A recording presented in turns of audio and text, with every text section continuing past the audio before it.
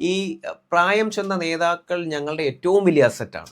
അവരില്ലാതെ ഞങ്ങൾക്ക് ഒരിക്കലും മുന്നോട്ട് പോകാൻ സാധിക്കില്ല. ഈ പ്രായം ചെന്ന നേതാക്കൾ എന്ന് പറയുമ്പോൾ വളരെ സീനിയർ ആയിട്ടുള്ള ഞങ്ങളുടെ മുഖ്യധാര മെയിൻ സ്ട്രീമിൽ നിൽക്കുന്ന ഓരോ നേതാക്കളും, അല്ലെങ്കിൽ ഈ നമ്മൾ അഭ്യൂഹങ്ങളിലൂടെ ഞങ്ങൾ പറയപ്പെടുന്നുണ്ട്, തലമുറ മാറ്റം എന്നൊക്കെ പറയപ്പെടുന്നുണ്ടെങ്കിൽ പോലും ഈ പ്രായം ചെന്ന ആളുകളെ എന്തിനാണ് ഉൾക്കൊള്ളുന്നത് എന്നൊന്നും ഞങ്ങൾക്കുള്ള അങ്ങനൊന്നുമല്ല. ഞങ്ങൾ ധരിക്കുന്നതേ അങ്ങനല്ല. അവരൊക്കെ എന്ന് പറയുന്നാൽ അവരില്ലാതെ ഞങ്ങൾക്ക് ഒരിക്കലും മുന്നോട്ട് പോകുവാൻ സാധ്യമല്ല. കാരണം അവരുടെ എക്സ്പീരിയൻസും അവരുടെ ഈ പറയുന്ന പാർലമെന്റേറിയൻ രംഗങ്ങളിലുള്ള അവരുടെ അഭിപ്രായങ്ങളും അവരുടെ സജഷൻസും അവർ ഇംപ്ലിമെന്റ് ചെയ്ത പ്ലാൻസും എന്നൊക്കെ പറയുന്നത് ഞങ്ങളെ സംബന്ധിച്ചിടത്തോളം വലിയ കാര്യമാണ്. ടു ബി ഫ്രാങ്ക്, ഇനി ഒരു 5 വർഷം കൂടെ പ്രതിപക്ഷത്തിരിക്കുവാനുള്ളൊരു സ്ട്രെങ്ത് ഇന്ത്യൻ നാഷണൽ കോൺഗ്രസിനെ സംബന്ധിച്ചിടത്തോളം കേരളത്തിൽ വലിയൊരു ചോദ്യചിഹ്നമാണ്. സ്വാഭാവികമായിട്ടും അതാണ് റിയാലിറ്റി. നമ്മൾ സ്വാഭാവികം എന്ന് പറയുമ്പോഴും ദാറ്റ്സ് എ റിയാലിറ്റി. ഒരു 10 വർഷം നമ്മൾ പ്രതിപക്ഷത്തിരിക്കുന്ന ഒരു പ്രസ്ഥാനമാണ്. അതിനകത്ത് പ്രവർത്തകർ പലരും ഫെഡപ്പ് ആയിട്ടുള്ളവരുണ്ട്, ഇമോഷണലി ഭയങ്കരമായി പെയിൻ എടുക്കുന്നവരുണ്ട്. പലരും നമ്മൾ ഇമോഷണലി ഏറ്റെടുക്കുമെന്ന് പറയുമ്പോൾ ഇന്ത്യൻ നാഷണൽ കോൺഗ്രസിനെ ഹൃദയത്തോട് ചേർത്ത് നിർത്തുന്ന ഒരുപാട് സാധാരണക്കാരായ പ്രവർത്തകരുണ്ട്. അവർക്ക് ഈ പാർട്ടി ഭരണത്തിലേക്ക് എത്തണമെന്ന് വലിയ ആഗ്രഹമുണ്ട്. അവർക്ക് അവരുടെ അഭിമാനത്തിൻ്റെ പ്രശ്നമാണത്. എന്നെ സംബന്ധിച്ചിടത്തോളം ആസ് എ ഒരു സോഷ്യൽ വർക്കർ എന്ന നിലയിൽ, ഒരു ഇന്ത്യൻ നാഷണൽ കോൺഗ്രസിൻ്റെ വലിയ പ്രവർത്തകൻ എന്ന നിലയിൽ ഞാൻ മനസ്സിലാക്കുന്നത്, അടുത്ത തിരഞ്ഞെടുപ്പിൽ കറക്റ്റായി നമ്മൾ ഈ പറയുന്ന സ്ഥാനാർത്ഥികളെ വിന്നബിലിറ്റിയുടെ അടിസ്ഥാനത്തിൽ ഈ പറയുന്ന ആളുകളിലേക്ക് ഇറങ്ങിച്ചെന്ന് അവരുടെ മനസ്സിലുള്ളതിൻ്റെ ഒരു അടിസ്ഥാനത്തിൽ നമ്മൾ ഇട്ട് കഴിഞ്ഞാൽ ഈ പറയുന്ന 5 നിയമസഭാ മണ്ഡലങ്ങളിലെ സീറ്റുകൾ നമുക്ക് പിടിക്കുവാൻ സാധിക്കും. അപ്പോൾ ആസ് എ പേഴ്സൺ അവർ വളരെ കേപ്പബിൾ ആയിട്ടുള്ളൊരു സ്ത്രീയാണ്, വളരെ പൊട്ടൻഷ്യൽ ഉള്ളൊരു സ്ത്രീയാണ്. പക്ഷേ നമ്മൾ മനസ്സിലാക്കേണ്ടത് അതല്ല ഒരു പൊതുപ്രവർത്തന രംഗത്തേക്ക് വരുമ്പോൾ, ഒരു രാഷ്ട്രീയ പ്രസ്ഥാനം CPIM പോലെ ഒരു പ്രസ്ഥാനത്തിൻ്റെ തലപ്പത്തേക്ക് വരുമ്പോൾ, ആ CPIM എന്ന് പറയുന്ന പ്രസ്ഥാനം ഏറ്റവും മുന്തിയ വകുപ്പായിട്ടുള്ള ആരോഗ്യ വകുപ്പ് കയ്യിലേൽപ്പിക്കുമ്പോൾ അതിന് വേണ്ട ചില ക്വാളിറ്റീസ്, അതിന് വേണ്ട ഒരു പൊട്ടൻഷ്യൽ, അതിന് വേണ്ട ഒരു കേപ്പബിലിറ്റി വീണ ജോർജിന് എത്രത്തോളം ഉണ്ട് എന്നുള്ളതാണ് ഏറ്റവും വലിയൊരു ക്വസ്റ്റ്യനായിട്ട് നിലനിൽക്കുന്നത്. എന്ത് പ്രതിസന്ധികൾ വന്നാലും ഞാൻ ഇനിയും ഈ പ്രസ്ഥാനം കൊണ്ട് തകർന്നു പോയാലും ഞാൻ ലീസ് ബോധേഡ് എന്ന് പറയുന്ന ഒരാളായിരിക്കണം. അങ്ങനെ ഒരാളൊന്നുമല്ല. അതിനുള്ള സാഹചര്യമോ അതിനുള്ള ശേഷിയോ അതിനുള്ള കുടുംബ പശ്ചാത്തലമോ അല്ല ഇന്ന് എനിക്ക്. ഞാൻ അങ്ങനത്തെ ഒരാളാണ്. അപ്പോൾ ആഗ്രഹങ്ങളുണ്ട്, എനിക്ക് ആഗ്രഹങ്ങളുണ്ട്. ആ ആഗ്രഹങ്ങൾ പക്ഷെ ഒരിക്കലും പാർട്ടിക്ക് അതീതമല്ല. പഴയകാല അല്ലെങ്കിൽ ഈ പറയുന്ന ഗാന്ധിയൻ മാർഗം മാത്രം ഉൾക്കൊണ്ടുകൊണ്ട് മുന്നോട്ട് പോകുന്ന രാഷ്ട്രീയമൊന്നുമല്ല. ഞങ്ങളുടെ പ്രവർത്തകരെ, ഞങ്ങളുടെ കേരള വിദ്യാർത്ഥി യൂണിയൻ്റെ ആളുകളെ, ഞങ്ങളുടെ യൂത്ത് കോൺഗ്രസ്സുകാരെയൊക്കെ നാളുകളിൽ ഞങ്ങൾ ഏത് വിധേനയും പ്രൊട്ടക്റ്റ് ചെയ്യുവാൻ പ്രതിജ്ഞാബദ്ധരാണ്, പ്രതിബദ്ധരാണ്. അത് ഞങ്ങൾ ചെയ്യുക തന്നെ ചെയ്യും. അതിനകത്ത് യാതൊരു വിധമായിട്ടുള്ള വിട്ടുവീഴ്ചയുമില്ല, കോംപ്രമൈസ്. അതിനകത്ത് യാതൊരു ഞങ്ങൾ ഏത് സംവിധാനവും ഒരുക്കി അവരെ സംരക്ഷിക്കും. അല്ല, അങ്ങനെ സംരക്ഷിക്കപ്പെടണം. അങ്ങനെ ഉണ്ടായെങ്കിൽ മാത്രമേ കോൺഗ്രസിലേക്ക് യുവജനങ്ങളെ ആകർഷിക്കുവാൻ കഴിയുന്ന ഒരു ചിന്താധാര പോലും തീർച്ചയായും ശക്തി പ്രാപിക്കും. തീർച്ചയായിട്ടും സ്വന്തമായി ഒരു മനുഷ്യന്, അല്ലെങ്കിൽ അവൻ ഈ രാഷ്ട്രീയ പ്രവർത്തനവുമായി മുന്നോട്ട് ഇറങ്ങുമ്പോൾ അവൻ്റെ പാർട്ടി തിരിഞ്ഞു നോക്കിയില്ല എങ്കിൽ, അവൻ്റെ സഹപ്രവർത്തകൻ, അവൻ നേതാവെന്ന് വിശ്വസിക്കുന്ന ഒരാൾ തിരിഞ്ഞു നോക്കിയില്ല എങ്കിൽ, അവന് വേണ്ട വിധത്തിലുള്ള ഒരു കൈത്താങ്ങ് കൊടുക്കുന്നില്ല, അവന് വാക്കുകൊണ്ടോ നോക്കുകൊണ്ടോ അല്ലെങ്കിൽ അവൻ്റെ ഒരു നോട്ടം കൊണ്ട് പോലും അവനെ സംരക്ഷിക്കപ്പെടുന്നില്ല എന്നുണ്ടെങ്കിൽ അവൻ പിന്നെ എന്തിനകത്ത് നിൽക്കണം? അപ്പോൾ ഒരു മറു ചോദ്യമുണ്ട്. കഴിഞ്ഞ 9.5 വർഷത്തെ താങ്കളുടെ അനുഭവ പരിചയമുണ്ടല്ലോ, താങ്കളെ പാർട്ടി സംരക്ഷിച്ചു? എന്നെ ഒരു പരിധി വരെ പാർട്ടി എന്നെ ഏറ്റെടുത്ത് എൻ്റെ കാര്യങ്ങളൊക്കെ നോക്കിയിട്ടുണ്ട്. അതിനകത്ത് ഞാൻ പറഞ്ഞില്ലേ, അതിനകത്ത് വീഴ്ചകൾ സംഭവിച്ചിട്ടുണ്ടാവാം. ഞാനീ പറയുന്ന, പക്ഷേ പൊതുവിൽ ജനറലൈസ് ചെയ്ത് പറയുമ്പോൾ പാർട്ടിയിൽ ഒരു ശൈലി മാറ്റമുണ്ട്. തീർച്ചയായിട്ടും 100% ഉണ്ട്. അത് ഉണ്ടാകണമല്ലോ. അത് എപ്പോഴും പാർട്ടി ഒരേ തരത്തിലേക്ക് നിലനിൽക്കണമെന്നില്ല. അത് ഈ ഇന്ത്യൻ നാഷണൽ കോൺഗ്രസ് എന്ന് പറയുന്ന ഈ പ്രസ്ഥാനം ഒരുപാട് പോരായ്മകളിൽ നിന്ന്, പ്രതിസന്ധികളിൽ നിന്ന്, ആ പ്രതിസന്ധികളൊക്കെ ഉണ്ടാകുമ്പോൾ, തെറ്റുകൾ സംഭവിക്കുമ്പോൾ സ്വാഭാവികമായും നാളുകളും തെറ്റുകൾ സംഭവിക്കാം. പക്ഷേ ഈ തെറ്റുകളൊക്കെ സംഭവിച്ചപ്പോൾ അത് ഉൾക്കൊണ്ടുകൊണ്ട് അതിനെ ശരിയാക്കാൻ ശ്രമിക്കുന്ന ഒരു പാർട്ടിയാണ്. ഇനി ഇലക്ട്രൽ പൊളിറ്റിക്സിലേക്ക് വന്നാൽ, 2016 ഇടതുമുന്നണി പിണറായി വിജയൻ്റെ നേതൃത്വത്തിൽ ആദ്യ സർക്കാർ ഉണ്ടാക്കുമ്പോൾ പത്തനംതിട്ട ജില്ലയിൽ നിന്ന് UDFനുണ്ടായിരുന്നത് 1 സീറ്റാണ്. 2021 ആയപ്പോഴേക്കും അത് 1 സീറ്റ് പോലും ഇല്ലാത്ത UDF സമ്പൂജ്യരാകുന്ന ഒരവസ്ഥയിലേക്ക് എത്തി.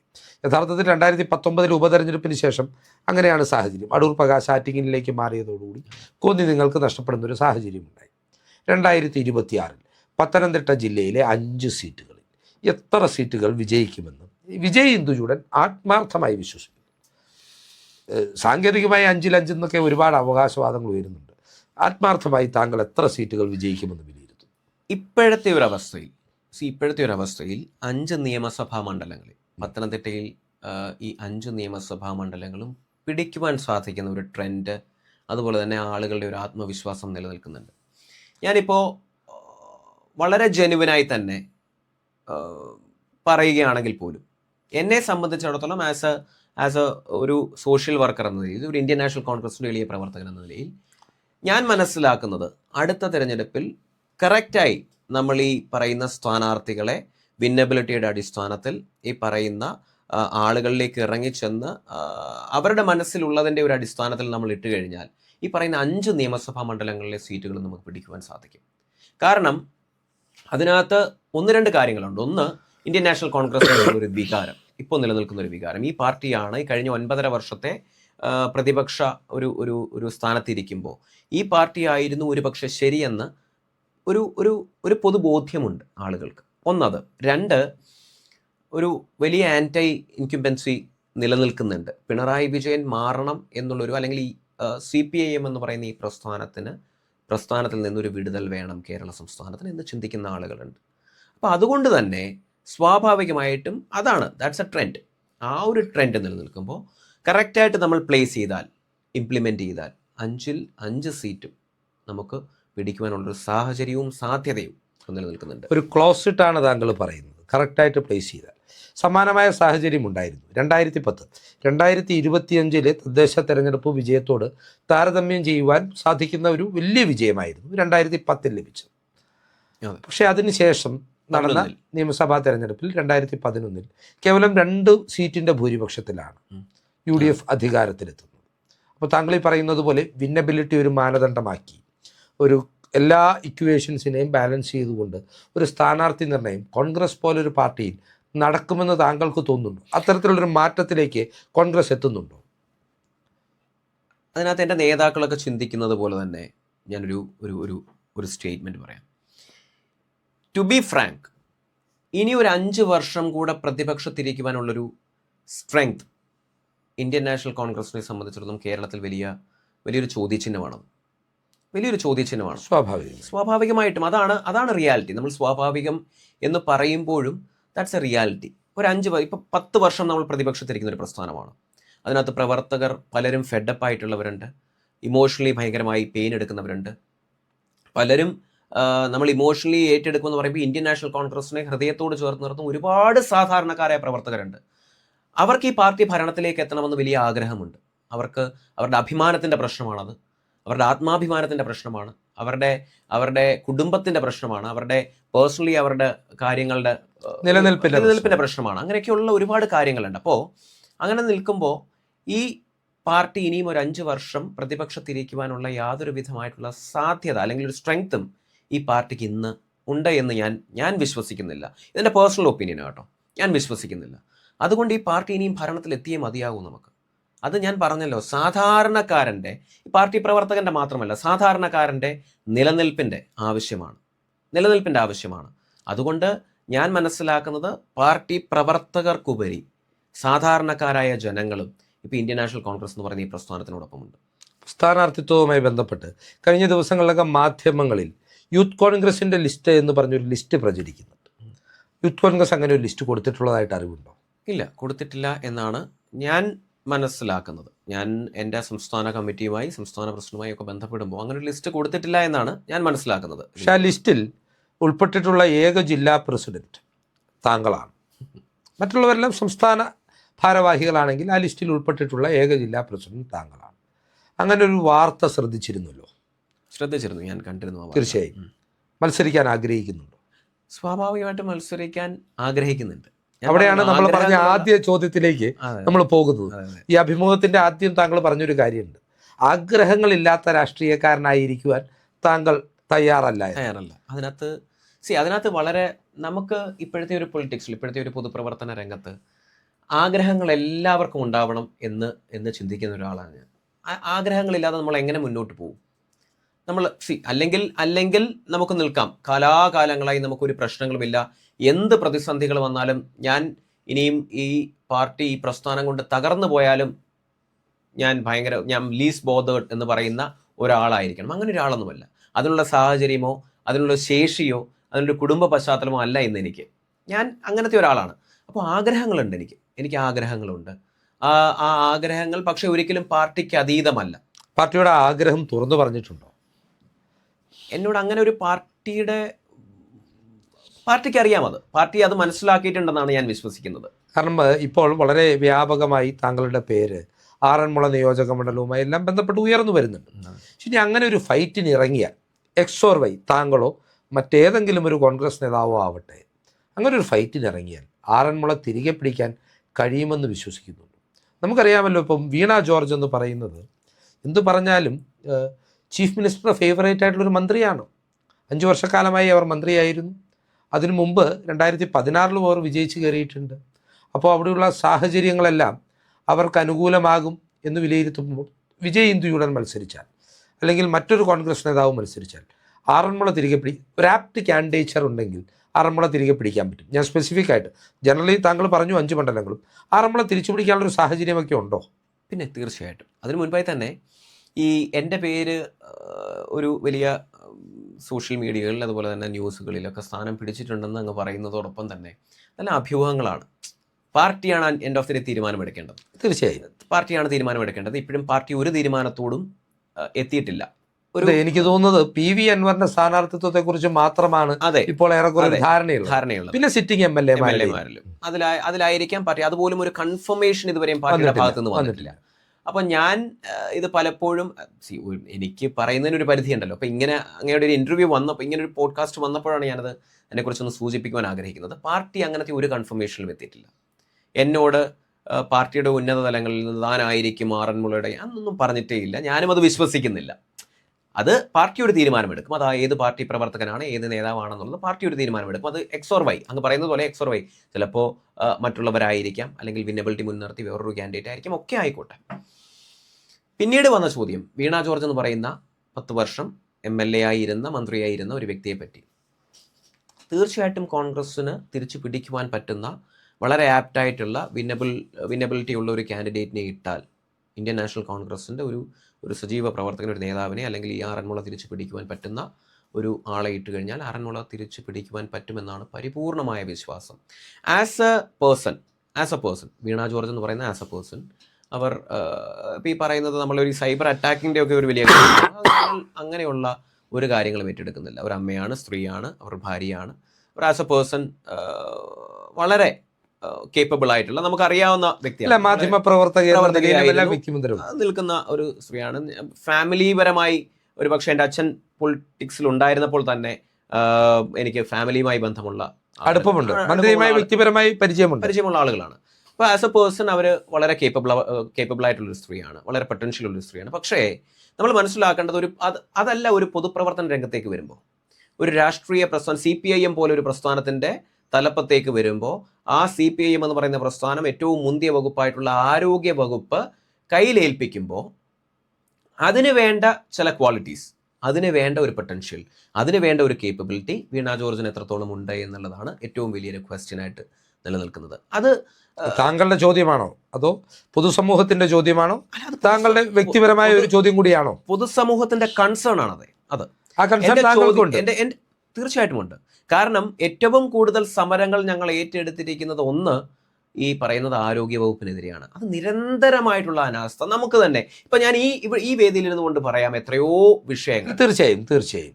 അപ്പോൾ ആ വിഷയങ്ങളെല്ലാം ഏറ്റെടുത്തത് ഞങ്ങൾ വെറുതെ ഒരു ന്യൂസ് ഉണ്ടാക്കി അത് ചർച്ചയാക്കുവാൻ വേണ്ടി യൂത്ത് കോൺഗ്രസിന്റെ ഒരു പ്രതിഷേധം ഏറ്റെടുത്തതായിരുന്നില്ല. അതെല്ലാം റിയാലിറ്റി ആയിരുന്നു. അത് നടന്ന സംഭവങ്ങൾ, ഫാക്ട് ഞങ്ങൾ ഏറ്റെടുത്തുകൊണ്ട് പ്രതിഷേധിക്കുകയായിരുന്നു. അപ്പോൾ അതെല്ലാം നടന്ന സംഭവങ്ങളാണ്, അതെല്ലാം നടന്ന കാര്യങ്ങളാണ്. അതിനെതിരെയായിരുന്നു ഞങ്ങളുടെ പ്രതിഷേധം. അപ്പോൾ അങ്ങനെ നിലനിൽക്കുന്ന ഒരു സാഹചര്യത്തിൽ വീണ ജോർജ് എന്ന് പറയുന്ന ഒരു മിനിസ്റ്റർ, CPIM-ന്റെ സന്തത സഹചാരിയായിട്ടുള്ള, അവരുടെ ഓഫീസിൽ നിന്ന്, ആ CPM-ന്റെ സെക്രട്ടറിയേറ്റിൽ നിന്ന് കൊടുത്ത ആ മുന്തിയ വകുപ്പ് വഹിക്കുന്ന ആരോഗ്യമന്ത്രി എന്ന് പറയുന്ന വീണ ജോർജ് ഒരു പരാജയമായിരുന്നു എന്നുള്ളത് ഞാനടക്കമുള്ള ആളുകൾ പറയുന്നുണ്ട്. ഇനി ഒരു ചോദ്യമുള്ളത്, ഇപ്പോൾ മത്സരിക്കാൻ ആഗ്രഹമുണ്ടെന്ന് പറഞ്ഞു. സ്വാഭാവികമായും നമ്മൾ മാധ്യമപ്രവർത്തകൻ എന്ന നിലയിൽ ഒരു കോൺഗ്രസ് അനുഭാവി എന്ന നിലയിലെല്ലാം കോൺഗ്രസിൻ്റെ 2 ജനറേഷൻ 3 ജനറേഷനിലുള്ള ആളുകളുമായി സംസാരിക്കുമ്പോൾ കോൺഗ്രസിൻ്റെ സീനിയർ ജനറേഷനിൽപ്പെട്ട ആളുകൾ പറയുന്ന ഒരു ആക്ഷേപമുണ്ട്. യുവാക്കൾ കടന്നു വന്ന് ഉടൻ തന്നെ മത്സരിക്കുവാൻ ആഗ്രഹിക്കുന്നുവെന്ന്. അപ്പോൾ അവർ ചോദിക്കുന്നത്, ഇവർക്ക് സംഘടനാ തലത്തിൽ ഒരുപാട് അവസരങ്ങളുണ്ടല്ലോ, അതിലൂടെയൊക്കെ വളർന്നു വന്നിട്ട് പോരെ എന്നൊരു ചോദ്യമുണ്ട്. സംഘടനാ തലത്തിലുള്ള വളർച്ചയേക്കാൾ പാർലമെൻ്ററി രംഗത്തേക്ക് കടന്നു വരുവാൻ ആഗ്രഹിക്കുന്നുണ്ടോ? വ്യക്തിപരമായിട്ടാണ് ഞാൻ ചോദിക്കുന്നത്. തീർച്ചയായിട്ടും. നമുക്ക് ചില പ്രതീക്ഷകളുണ്ടല്ലോ, നമുക്ക് ചില കാര്യങ്ങൾ, ആഗ്രഹങ്ങൾ, നമ്മളുടെ ഒരു ഭയങ്കര പീക്ക് ടൈമിൽ നമുക്ക് പൊട്ടൻഷ്യൽ അല്ലെങ്കിൽ കേപ്പബിലിറ്റി ഏറ്റെടുക്കുവാൻ പറ്റും. നമ്മൾ കേപ്പബിൾ ആണ്, നമ്മൾ സ്വമേധയാ വിശ്വസിക്കുന്ന ഒരു പ്രായമുണ്ട്. അതായിരിക്കാം ഒരു മനുഷ്യൻ്റെ ഏറ്റവും ഫ്രൂട്ട്ഫുൾ ആയിട്ട് അല്ലെങ്കിൽ അവൻ ഏറ്റവും അവൻ്റെ കാര്യങ്ങൾ ഏറ്റെടുക്കുവാൻ, അല്ലെങ്കിൽ അവന് പൊതുസമൂഹത്തിനോട് എന്തെങ്കിലും ചെയ്യുവാൻ പറ്റുന്ന അവൻ്റെ ഒരു ടൈം പ്രൈമിൽ വരണമെന്നാണ് ആഗ്രഹം. അതെ. ആ പ്രൈം ടൈം ആയിരിക്കും അവൻ്റെ കയ്യിലേക്ക് കൊടുത്താൽ, ഒരു പാർലമെന്റേറിയനായിട്ട് അവന് കൊടുത്തു കഴിഞ്ഞാൽ അവന് ചെയ്യുവാൻ പറ്റുന്ന ചില കാര്യങ്ങളുണ്ട്. ഈ പറയുന്നത് പോലെ ഒരു പക്ഷേ കേരളം കണ്ട ഏറ്റവും വലിയ MLA-മാരിൽ അല്ലെങ്കിൽ ഏറ്റവും കേപ്പബിൾ ആയിട്ടുള്ള MLA-മാരുടെ പേരൊക്കെ എടുത്ത് പറയുകയാണെങ്കിൽ ഈ പറയുന്ന പോലെ രമേശ് ചെന്നിത്തല ഉണ്ടാകാം അതിനകത്ത്, KC വേണുഗോപാൽ ഉണ്ടാകുമായിരുന്നത്, പന്തളം സുധാകരൻ ഉണ്ടാവാം അതിനകത്ത്. ഞാൻ പറയുന്ന കോൺഗ്രസ് ആളുകൾ, അതുപോലെ CPM-ലും അല്ല, അത് വളരെ ക്ലിയർ ആണ്. ഞാൻ പറഞ്ഞത് ഇവരൊക്കെ അവരുടെ പ്രൈമിലായവരാ. ഇപ്പോൾ ഹൈബീഡനായാലും ഷാഫി പറമ്പിലായാലും അതിനകത്ത് അവരുടെ പ്രൈം ടൈമിൽ അവർ പാർലമെന്റേറിയൻ രംഗത്തേക്കൊക്കെ വന്നപ്പോൾ അവർക്ക് മാത്രമല്ല, അതിൻ്റെ ഒരു ഫ്രൂട്ട്ഫുൾനെസ് കിട്ടിയത് അവർക്ക് മാത്രമല്ല, ഈ പൊതുസമൂഹത്തിനും നമ്മളുടെ നാടിനുമാണ്. കേരള സംസ്ഥാനത്തിനും ഒരുപാട് മാറ്റങ്ങൾ. ഇന്ത്യൻ നാഷണൽ കോൺഗ്രസിൻ്റെ ഇന്ന് കാണുന്ന, അല്ലെങ്കിൽ ഇന്നത്തെ ഒരു യുവതലമുറയ്ക്ക് ഓർക്കാൻ കഴിയുന്ന നേതാക്കളിൽ മഹാരഥന്മാരായ നേതാക്കളായിരുന്ന വയലാർ രവി ആണെങ്കിലും AK ആന്റണി ആണെങ്കിലും ഉമ്മൻചാണ്ടി ആണെങ്കിലും എല്ലാം താങ്കൾ പറയുന്നത് പോലെ ഒരു ടീനേജിൽ MLA-മാരായവരും MP-മാരായവരുമാണ്. എന്നാൽ അതിന് ശേഷം കോൺഗ്രസിൽ താങ്കൾ നേരത്തെ പറഞ്ഞ 1-2 ഇപ്പോൾ രമേശ് ചെന്നിത്തല ഉണ്ടാവാം, ഹൈബീഡൻ ഉണ്ടാവാം, KC വേണുഗോപാൽ ഉണ്ടാവാം, അങ്ങനെ കുറച്ച് വിരലെണ്ണാവുന്ന നേതാക്കൾക്കപ്പുറം ബാക്കി എല്ലാവരും ഒരു ഘട്ടത്തിന് ശേഷം കടന്നു വന്നവരാണ്. അപ്പോൾ ഇതൊരു ന്യൂ ജനറേഷൻ്റെ അക്ഷമയല്ല, പക്ഷേ ഇത് കാലഘട്ടത്തിൻ്റെ അനിവാര്യതയാണെന്നാണ് പറയുന്നത്. അതെ, കാലഘട്ടത്തിൻ്റെ അനിവാര്യത. ഞാൻ പറഞ്ഞത് അതൊരു ഒരു ജനറൽ സ്റ്റേറ്റ്മെൻ്റ് ആണത്. അതായത് ഒരു മനുഷ്യൻ്റെ പ്രൈം ടൈമിൽ, അതായത് അദ്ദേഹത്തിന് വ്യക്തിപരമായി എന്നുള്ളതല്ല ഞാൻ ഉദ്ദേശിക്കുന്നത്. ഈ നമ്മളുടെ അദ്ദേഹത്തിൻ്റെ ഏത് സ്റ്റേറ്റ് ആണോ അദ്ദേഹത്തിന് കൊടുക്കുന്നത്, കേരള സംസ്ഥാനത്തിൻ്റെ ഒരു നിയമസഭയിലേക്കോ അല്ലെങ്കിൽ ബാക്കി എന്തായാലും ഈ തദ്ദേശ തെരഞ്ഞെടുപ്പിൽ ഞാൻ പറയുന്നത്, ഫോർ എക്സാമ്പിൾ, അതിന് വലിയൊരു മാറ്റം വന്ന തിരഞ്ഞെടുപ്പായിരുന്നു നമ്മളുടെ ഈ കഴിഞ്ഞ തദ്ദേശ തെരഞ്ഞെടുപ്പ്. ഇപ്പോൾ പത്തനംതിട്ട ജില്ലയെ സംബന്ധിച്ചിടത്തോളം ഞാൻ ഈ കഴിഞ്ഞ ദിവസം ഒരു പരിപാടി നടത്തിയിരുന്നു. മത്സരിച്ച എല്ലാ തദ്ദേശ തെരഞ്ഞെടുപ്പിൽ മത്സരിച്ച എല്ലാ യൂത്ത് കോൺഗ്രസിൻ്റെ പ്രവർത്തകർക്കും സഹപ്രവർത്തകർക്കും നമ്മളൊരു അനുമോദനം കൊടുക്കുന്നു, അല്ലെങ്കിൽ ഒരു പാർട്ടി തീരുമാനം അനുസരിച്ച് മത്സരിച്ച എല്ലാവരുമുണ്ട്. അപ്പം ഞാൻ നോക്കുമ്പോൾ ഏകദേശം 75ഓളം, ചെറിയ ജില്ലയായിട്ട് പത്തനംതിട്ട പോലെ ഒരു 5 നിയമസഭാ മണ്ഡലങ്ങൾ മാത്രമുള്ളൊരു ജില്ലയിൽ 75-80 പേരോളമാണ് മത്സരിച്ചത്. എത്ര പേര് ജയിച്ചു? അതിനകത്ത് ഏകദേശം 40-50-55 പേരോളം ജയിച്ചു കയറി. ഒരു 60% 60 to 70% ഒരു സക്സസ് റേറ്റ് ഉണ്ടായി. അതിനേക്കാൾ ഉപരി ആ ജയിച്ചവരിൽ പല ആളുകളെയും പാർട്ടി അധ്യക്ഷ സ്ഥാനങ്ങളിലേക്കും ഉപാധ്യക്ഷ സ്ഥാനങ്ങളിലേക്കും പരിഗണിച്ചു എന്നുള്ളതാണ്. തീർച്ചയായും. അപ്പോൾ കോൺഗ്രസ് ഒരു തലമുറ മാറ്റത്തിന് തയ്യാറെടുക്കുകയാണ്. തീർച്ചയായിട്ടും. ഇനിയിപ്പോൾ അതോ ഇതുകൊണ്ടങ്ങ് നിർത്തിയിട്ട് നിയമസഭയാകുമ്പോൾ സീനിയേഴ്സിന് മത്സരിക്കാനാണോ? ഇല്ല, ഞാൻ അങ്ങനെ വിശ്വസിക്കുന്നില്ല. ഞാനിപ്പോഴും പറയുന്നല്ലോ, ഞാൻ അങ്ങയോട് ഇത് ഇന്റർവ്യൂ തുടങ്ങുന്നതിന് മുമ്പ് വളരെ പേഴ്സണലായി സംസാരിച്ചൊരു കാര്യമുണ്ട്. ഈ പ്രായം ചെന്ന നേതാക്കൾ ഞങ്ങളുടെ ഏറ്റവും വലിയ അസറ്റാണ്. അവരില്ലാതെ ഞങ്ങൾക്ക് ഒരിക്കലും മുന്നോട്ട് പോകാൻ സാധിക്കില്ല. ഈ പ്രായം ചെന്ന നേതാക്കൾ എന്ന് പറയുമ്പോൾ വളരെ സീനിയർ ആയിട്ടുള്ള ഞങ്ങളുടെ മുഖ്യധാര മെയിൻ സ്ട്രീമിൽ നിൽക്കുന്ന ഓരോ നേതാക്കളും, അല്ലെങ്കിൽ നമ്മൾ അഭ്യൂഹങ്ങളിലൂടെ ഞങ്ങൾ പറയപ്പെടുന്നുണ്ട്, തലമുറ മാറ്റം എന്നൊക്കെ പറയപ്പെടുന്നുണ്ടെങ്കിൽ പോലും ഈ പ്രായം ചെന്ന ആളുകളെ എന്തിനാണ് ഉൾക്കൊള്ളുന്നത് എന്നൊന്നും ഞങ്ങൾക്കുള്ള അങ്ങനൊന്നുമല്ല. ഞങ്ങൾ ധരിക്കുന്നതേ അങ്ങനല്ല. അവരൊക്കെ എന്ന് പറയുന്നാൽ അവരില്ലാതെ ഞങ്ങൾക്ക് ഒരിക്കലും മുന്നോട്ട് പോകുവാൻ സാധ്യമല്ല. കാരണം അവരുടെ എക്സ്പീരിയൻസും അവരുടെ ഈ പറയുന്ന പാർലമെന്റേറിയൻ രംഗങ്ങളിലുള്ള അവരുടെ അഭിപ്രായങ്ങളും അവരുടെ സജഷൻസും അവർ ഇംപ്ലിമെന്റ് ചെയ്ത പ്ലാൻസും എന്നൊക്കെ പറയുന്നത് ഞങ്ങളെ സംബന്ധിച്ചിടത്തോളം വലിയ കാര്യമാണ്. മറ്റൊരാളിൽ നിന്നും കിട്ടില്ല എന്നുള്ളത് ഞങ്ങൾക്ക്. ഇപ്പോൾ ആ അനുഭവ സമ്പത്തിന്റെ ഗുണഭോക്താക്കൾ കൂടിയായി അവരുടെ ഒരു പേട്രണേജിൽ മുമ്പോട്ട് പോകുവാൻ ആഗ്രഹിക്കുന്ന ഒരു തലമുറയാണെന്നാണ് പറയുന്നത്. തീർച്ചയായിട്ടും ഞങ്ങൾ ഈ പറയുമ്പോഴും പ്രായം ചെന്ന ആളുകളെ ഞങ്ങളങ്ങ് മാറ്റി അങ്ങനെയൊന്നും ആരും ഞങ്ങൾ പറഞ്ഞിട്ടില്ല എന്നുള്ളതാണ് എൻ്റെ വിശ്വാസം. പക്ഷെ അവിടെ ഒരു ചോദ്യം, വളരെ പ്രസക്തമായ ഒരു ചോദ്യം, താങ്കൾക്ക് അതിനോട് എത്രമാത്രം സത്യസന്ധമായി പ്രതികരിക്കാൻ പറ്റുമെന്ന് എനിക്കറിയില്ല. ഇപ്പോൾ രാഹുൽ മാങ്കൂട്ടത്തിന് ഒരു ക്ലാസിക് എക്സാമ്പിളായിട്ട് പല കോൺഗ്രസ് നേതാക്കളും എടുത്തു കാട്ടുന്നുണ്ട്. വളരെ നേരത്തെ അവസരങ്ങൾ കൊടുത്തതിൻ്റെ ഒരു ഗ്രാറ്റിറ്റ്യൂഡ് കാണിക്കാതെ ഒരു പൊതുപ്രവർത്തകൻ എന്ന നിലയിൽ ചില സ്ലിപ്പേജുകൾ സംഭവിച്ചു. ഇപ്പോൾ രാഹുലിനെതിരെയുള്ള കേസ് എത്ര മാത്രം അയാളെ ട്രാപ്പ് ചെയ്യാൻ ശ്രമിച്ചതാണെങ്കിൽ പോലും ധാർമ്മികമായ ചില മൂല്യച്യുതികളൊക്കെ സംഭവിച്ചിട്ടുണ്ടോ എന്നുള്ള ഏറ്റുപറച്ചിലുകൾ ഉണ്ടായിട്ടുണ്ട്. അപ്പോൾ യെസ് നോ ഒരു കൺസെൻറ്റിൻ്റെ പ്രശ്നമല്ല, ഒരു ധാർമ്മികതയുടെ പ്രശ്നമാണ്. അങ്ങനെ വഴിതെറ്റിപ്പോകുന്ന ഒരു ആട്ടിൻകൂട്ടമാകുമോ ഒരുപാട് യുവാക്കൾ ഒരുമിച്ച്? അങ്ങനെ പറയുമ്പോൾ രാഹുൽ എന്ന് പറയുന്നത് മാത്രം നമ്മളൊരു എക്സാമ്പിളിലേക്ക് എന്തിനു ചുരുങ്ങണം? രാഹുൽ എന്ന് പറയുന്ന ഒരു എക്സാമ്പിളിലേക്ക് എന്തിനു മാത്രം ചുരുങ്ങണം? രാഹുലിന് ഞാൻ മനസ്സിലാക്കുന്നത് ഇപ്പോഴത്തെ പ്രായം എന്ന് പറയുന്നത് ഏകദേശം 35 വയസ്സ്.